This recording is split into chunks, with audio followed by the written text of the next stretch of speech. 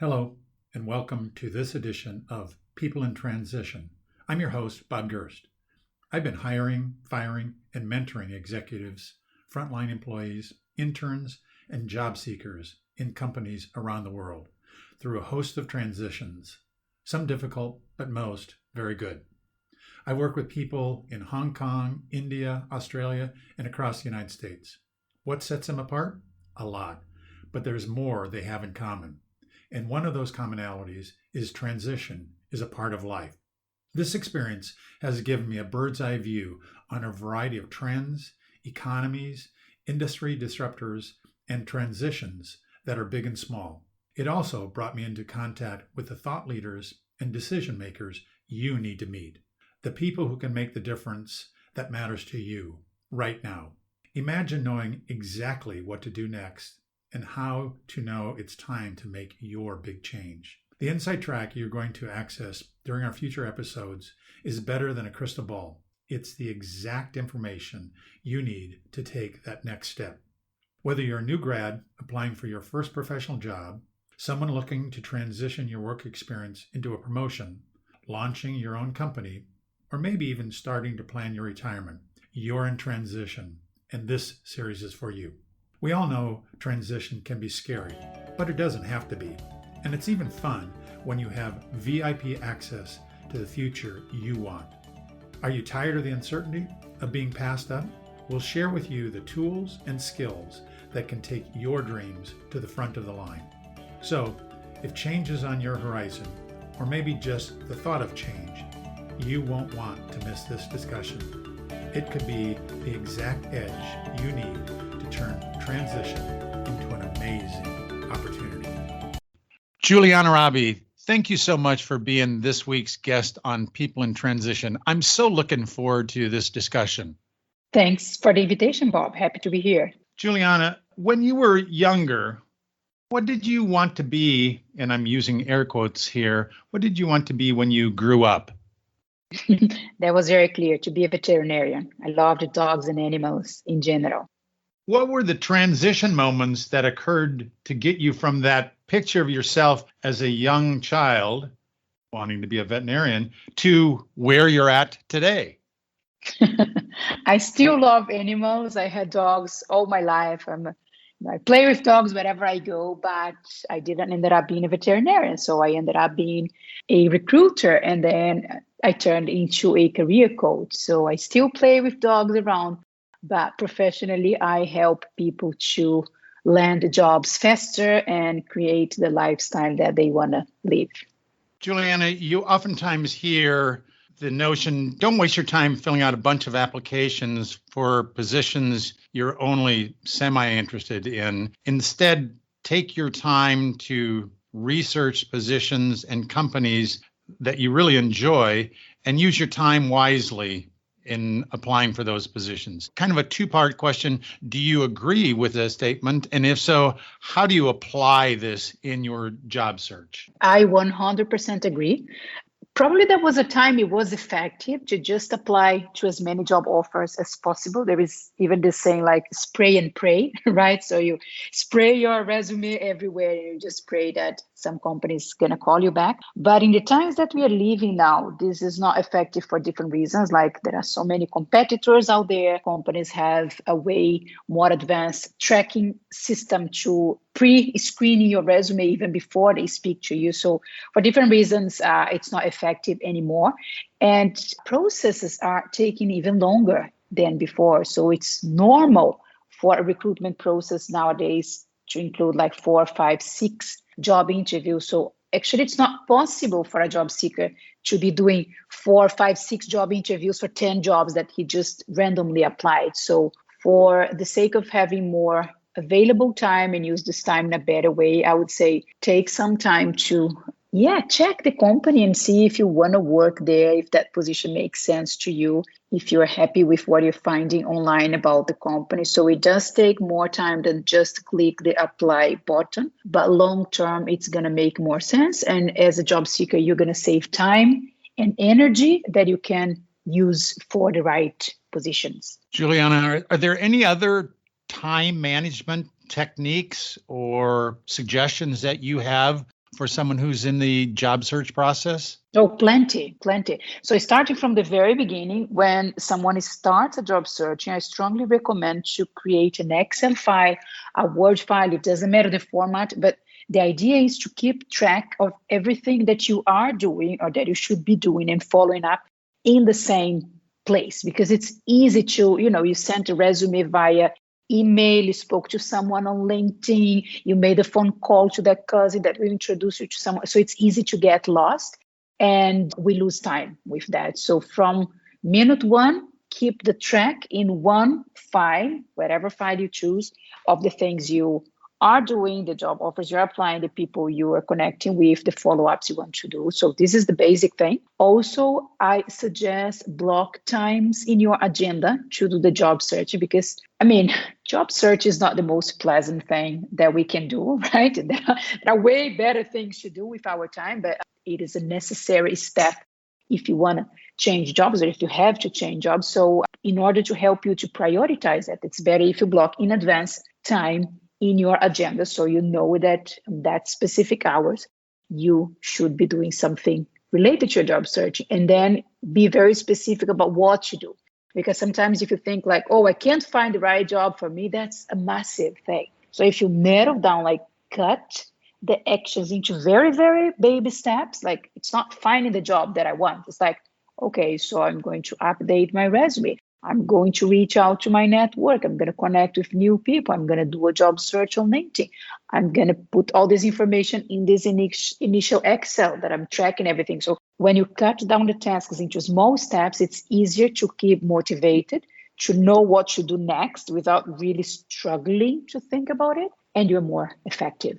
Juliana, a job posting may sound like a great fit for your skills, but you find out that the company culture just isn't a fit for you. Do you pass on that company, do you think? Or do you try to force the fit on yourself? The tricky part is that sometimes you won't know if you are a good cultural fit for the company or not until you're working there. That's the sad part, because sometimes you figure out a bit late in the process that, this is not the right company for me. So if you are able to figure out that during the recruitment process, and that can happen in the language that the company used to describe things in the job description, in the feeling and information you get from the interview with the recruiter, the hiring manager, from feedbacks that you can find online about the company. So if you're able to figure out that, my personal opinion is that don't force it.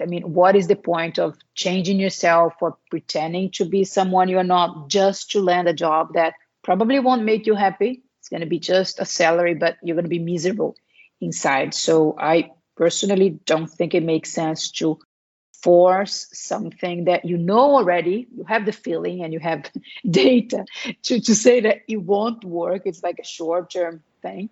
I can understand that people might be like desperate, in need of a job with debits and all of that. So this could be the only reason to eventually consider forcing a cultural fit if clear it's not for you, but still I don't recommend. I think it's healthier to spend a bit of more time to keep searching until you find something that you're going to be happier. Juliana, I read somewhere that 87% of hiring professionals said that they still read cover letters for the resume.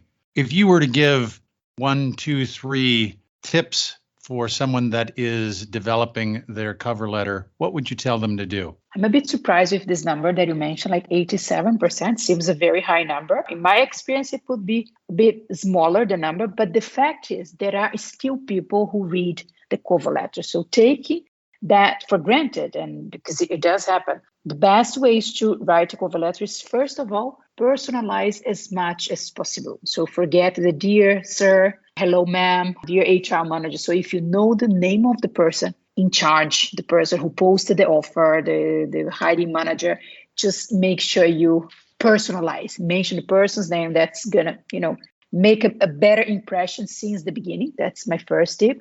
Second tip, take the time to read a couple of times the job description. And I know that job descriptions most of the times are not updated, but still, this is one of the informations we have. So we're going to play with that.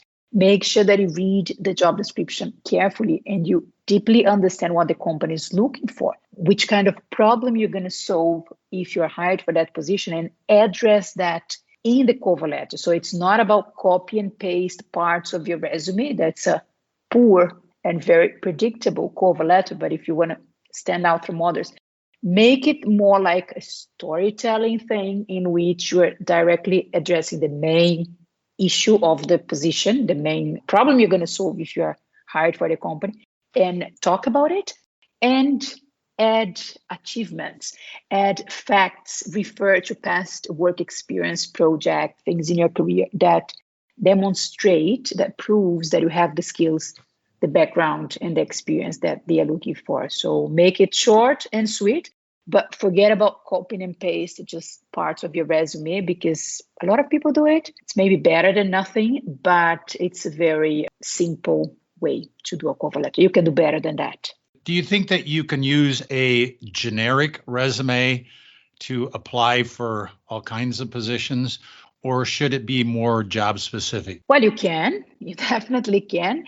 The question is, what do you want to get out of that? Because you probably won't go much further. So you can, but you shouldn't. What I suggest my clients is that you have a draft, like a skeleton of your resume that you already, worked on it, that you took the time to remember important information, do the formatting and all of that. So one draft that is good.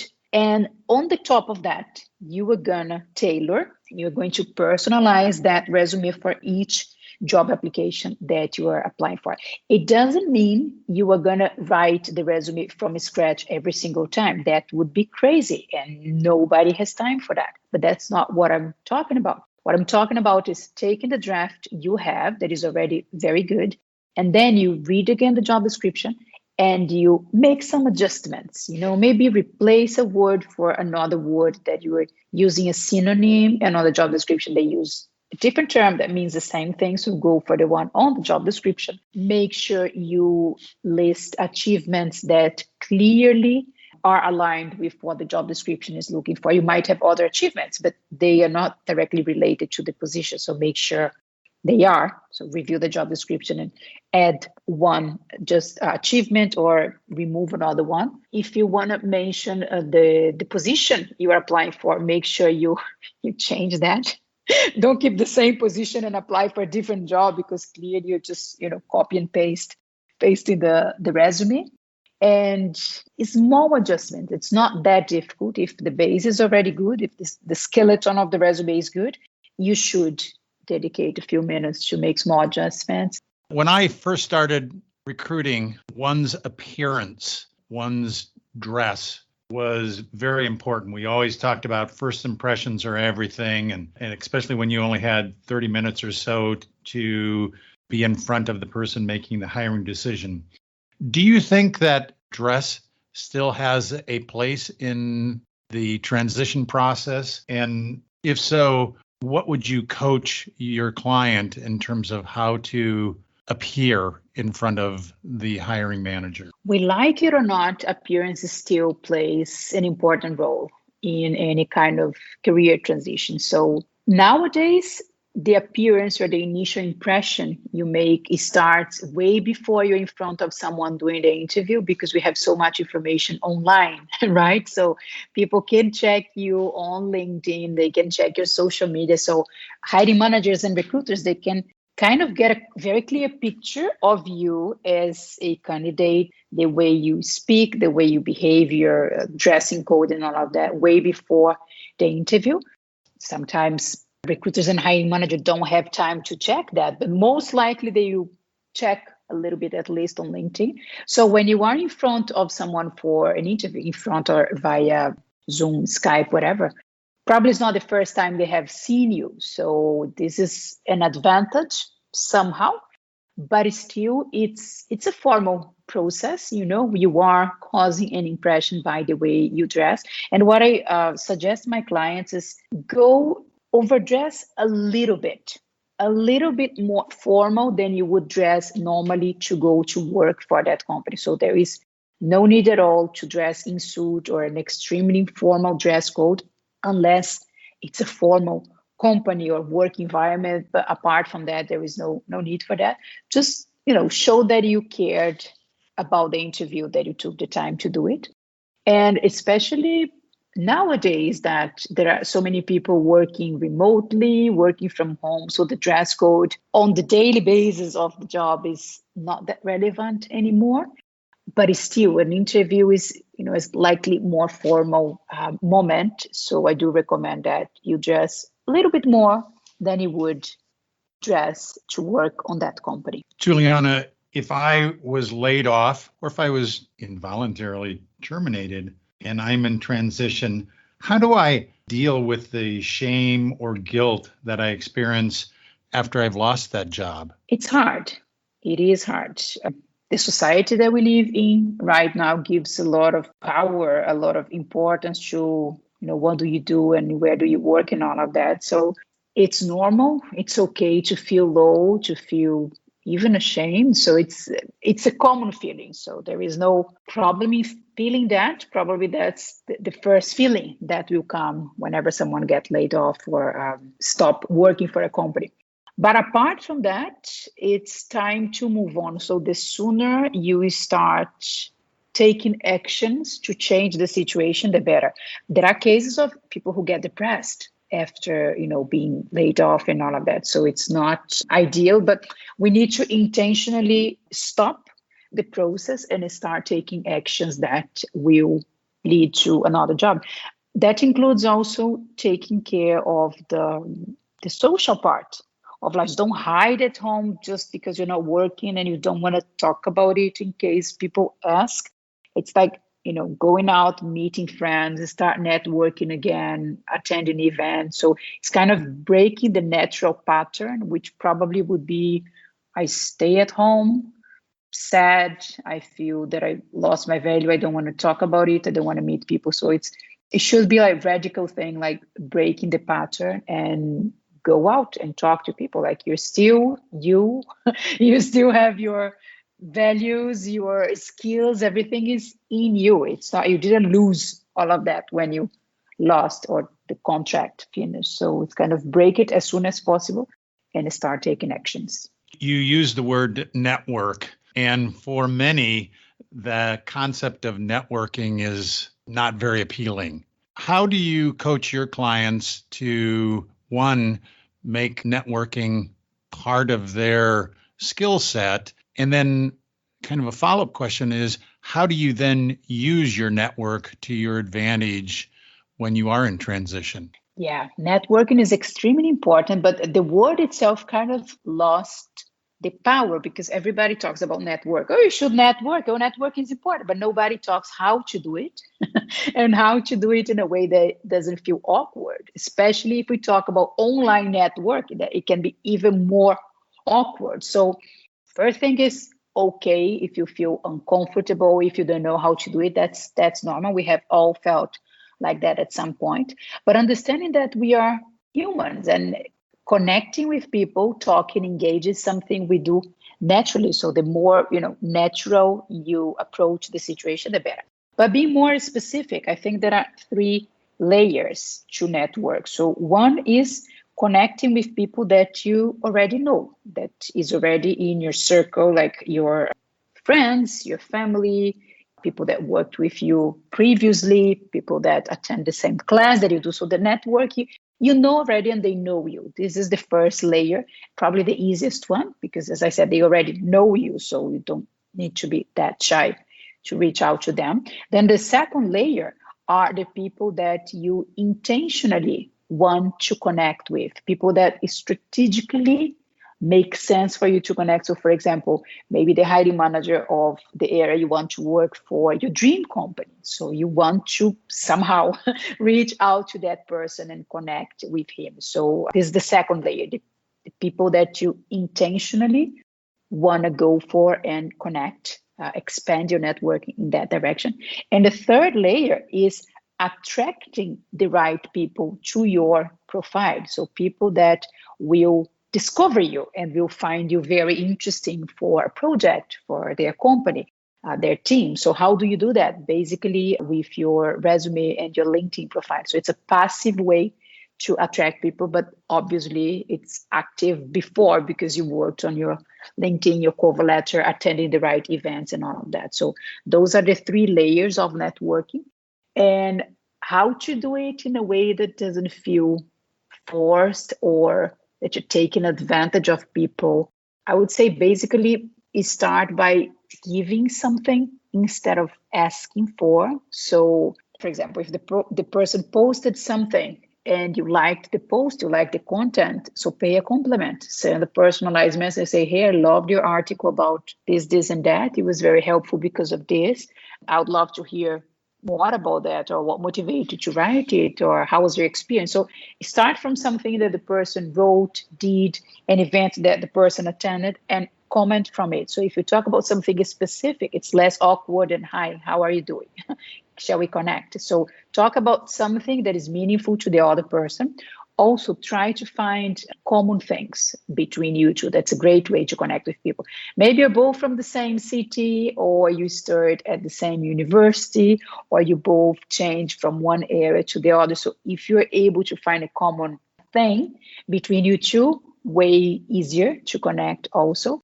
Another way is if you have common friends or common connections, ask them to introduce you to the person, because everybody's way more likely to talk to someone if you say, hey, let me introduce you my friend. He's a great person. So because you like me already, because we are friends, you're more willing to talk to my friend because I am the one introducing to you. So if someone can introduce you to key people that you want to connect with, that will also be very helpful. You hit on a very important point. I knew someone that I could always tell when they were in transition because I became their best friend and received all kinds of communications. And then when they found a job, I didn't hear from them again until they were in transition once again. So I understand what you're saying completely. Yeah, that's a common mistake people do. So networking is something you should be taking care before you need it, not when you are in career transition, not when you are, desperate without a job for 6 months and then you reach out to people and say, hi, I'm looking for a job. Can you help me? No, that's a bad way to deal with your networking. People will feel used and you can smell it. It's like it's a totally different approach than if you're just from time to time, hi, how are you? Like, what is going on with your life? Are you still in that company? How are things going on with you? And then from there, you still know what you want. You still have your intention behind. It's not like, okay, I will never touch into the transition or the career thing. No, you will, but dedicate some time to build up that in a way that it feels more naturally, and it will be way better for both parts. I had a friend who put in his calendar 1 hour a week, and he's done this for years and years, 1 hour a week of networking time. There's not many subjects or things that I can ask him about that he doesn't know someone in that space. And as he says, you have to give to those people first before you can take from them. And so he works on each week giving to his network. I think that's a powerful lesson to keep in mind. Yes, I know people who do that, not every week, but like from time to time, put an alarm on their calendar to follow up with a certain person. And that's amazing because then you demonstrate that you really care and you're not reaching out to the person only when you need something. So it creates a way more genuine connection. And being the person who is well connected is a superpower. It's like amazing. I know one lady, she knows everyone, like your friend. She knows everyone. So it's so interesting. Whatever I ask her, do you know someone that does this or that? She always knows someone. So you turn into a very interesting person when you are well connected. And obviously you're gonna take something good out of that, but you turn into someone very attractive to other people because everybody wanna be friends or connect with the one who knows everyone. So in a almost organic way, which is not organic because as your friend, you're booking time in your calendar to do that. But at some point, people will come to you automatically because you turn into a reference in connecting with others. And in my opinion, that's extremely sexy. It's a great thing to do. It's a great, power to have. Someone, Juliana, once told me to leave negativity at the door, that when I'm going to be interviewing, to keep that in mind about my previous experiences or situations. What does leaving that negativity at the door mean to you? Yeah, it's a challenging thing to do. I had this conversation today with a client. We were doing an interview preparation session, and she mentioned that her current job is terrible, the environment and everything. She barely has good things to mention about the job. She was like, what shall I say? And what I told her is, it's not about lying. So you don't need to say this is the best job of your life. You're extremely happy there. None of that, because if it were, probably you wouldn't be considering a job change. So the recruiter knows that there is something off in your current job, even small thing, and that's why you're searching for a new job. So we all know that. But that said, try to extract as much as possible this one thing, those two things, even if they're small, that you like about the job, that you learned in the process, that made you a better professional and a better person, and go deep into those things. So maybe you're talking about 5% of the job that you actually enjoy. So talk about those 5% in the interview, maximize them as much as possible, extract everything that you can from that. So it's not about lying. It's about take a more optimistic perspective. And it all depends, because sometimes the recruiter will dig in more and more, and then maybe at some point you're going to find a way to, say that, you prefer to work in a different work environment, that you prefer another kind of leadership. So you might be able to share a bit more later on, but as the first answer, you shouldn't put the emphasis on the negative side. And in any case, don't go over too many details. It just doesn't make sense. It's not necessary. Even if you feel it's not the best place to work and you have your complaints, I respect that. But the interview is not the moment to bring them all on the table with very, emotional power. Juliana, let's say that I applied for a job and I didn't get it. And then a few weeks, maybe even months later, I noticed that the position is posted again. Can I apply again for that position? This is such a common situation. This happens a lot, especially if you keep an eye on the company. Sometimes we receive a no and then we forget completely about that company. It's like, oh, I hate this company. I'll never apply again. So you don't realize if they post again. But if it's a company that you still keep an eye on it, you might find a position posted a month later, a week later. So many things can have happened in the process. So maybe it's a new position, like the same position, but a second person that they are hiring. Maybe the person who was hired for some reason didn't pass the probation period, didn't show up to work on the first day. Maybe they had to stop the hiring at some point due to internal reasons. So that's why they are applying again. So as you're never going to know, at least in an initial moment, what happened, I would say, yes, you can apply again, but with an additional comment here. If you already know someone in the company, so let's imagine you already had an initial conversation with a recruiter or with the hiring manager. If you have someone that you can reach out in the company instead of just applying, I do recommend to do that. So you can reach out to the recruiter and say, hey, Joanne, whatever, I saw that the position I applied was posted again. So I was wondering if I could apply again. Is that okay? Shall we talk again? So you kind of speed up the process and you might increase your chances of moving faster because they already know you. And I mean, if they don't want to talk to you, they'll probably say, but you can apply again, yes. But if you had someone in the company that you already spoke with about the previous position, I would say go and talk to that person directly. Juliana, since many screening interviews today are done on telephone, but certainly on Zoom, before you get to the in-person interview, how do you come across on that phone or that Zoom using voice tone, voice speed, so that You sound interesting and exciting. When you said the Zoom interview happened before the in-person interview, the in-person interview might not even happen.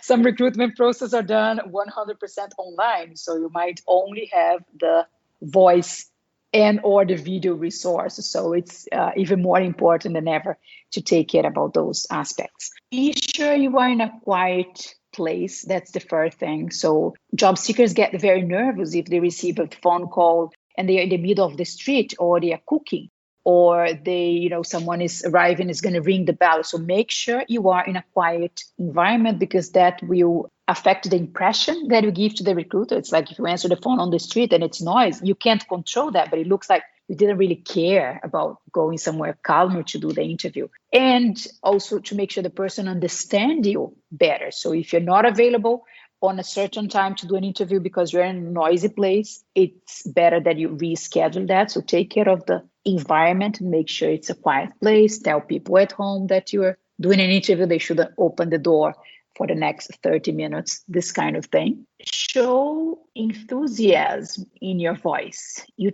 totally can get that when the person is speaking like this without any emotion. Or if the person is more like, playing a bit with the voice, the tone and the rhythm. So be intentional about it, which is very difficult when you are nervous and under stress, which is 99% they state we are in a job interview. So make sure to breathe and understand the question before you jump into an answer. That's also a common thing when you're nervous. You just feel that you have to answer very fast. Something, it's better than nothing. I need to answer fast. And then maybe you've not even understood the question properly. So slow down a bit, maybe even take notes. If you can, keep a notebook and write down some information, data, whatever, that might be helpful. And just remember you're talking to a person. I know it's not the same as talking to someone. When you see the person, you see the whole body, the body language and all of that. But still, it's a person. So if it's with the video, make sure you're looking at the camera, not that you are, looking around and looking down, and that the lighting is good enough. And connect with the other person as much as possible. I think nowadays we are more used to it after COVID and all of that, but it's still, because of the nerves, it can be uncomfortable, but that's the way it is. We better get used to online and Zoom interviews. Juliana, if our listeners only remember 3 things as they go through their personal transition, what are those 3 things that you want them to keep in mind? I would start with clarity. So understanding what you want for your career. Which are your goals, your short-term goals, your long-term goals, the options you have out there, and the price you're willing to pay to get there. So understand all of that before you start taking actions. If you think that a career transition is taking actions, but you didn't take the time to create the strategy and the mindset for that, it's going to be a waste of time, money, and energy. So first is clarity. I always start any coaching process by clarity. The second thing, I would say, ask for help if needed. So not all the transitions in life we need to do with a professional. Not all of them at all. It depends on the moment you are. It depends on the complexity of the situation. But if you consider you need help, there is no shame in asking for that. You speed up the process. You shortcut to change the situation from where you are to where you want to be. So you don't need to be in the job searching for a year. You can make that shorter and enjoy more the other side of the story. And the third thing, I would say, don't settle for less. Don't just accept a job because they made you an offer, but you know it's not the right one for you. Don't remain where you are just because it's a lot of work to make a career transition. Don't accept a salary that is way lower than you wanted because, well, that's better than nothing, right? So the don't settling is something that we might forget if we are desperate for a job, if we are struggling financially and all of that, but it's something that long-term will pay off. Don't settle for less. Juliana, I think that's such great advice. And in the years that I have been doing coaching people in transition. I've yet to have someone not find a position, and I would say that 99% of them found a position that they like more, they earned more, they had more responsibility, it suited them better. But it takes work, and you gave so many good tips for people who are in transition that if they apply them, I think that they will find that next exciting opportunity. So, Juliana, thank you so much for being with us on this week's People in Transition. I appreciate it. Oh, my pleasure. Thank you for listening to today's podcast. We're working in unprecedented times as the world responds to the recent COVID-19 crisis. The fact is that even those who are not in transition understand it could be right around the corner, next month or a year from now.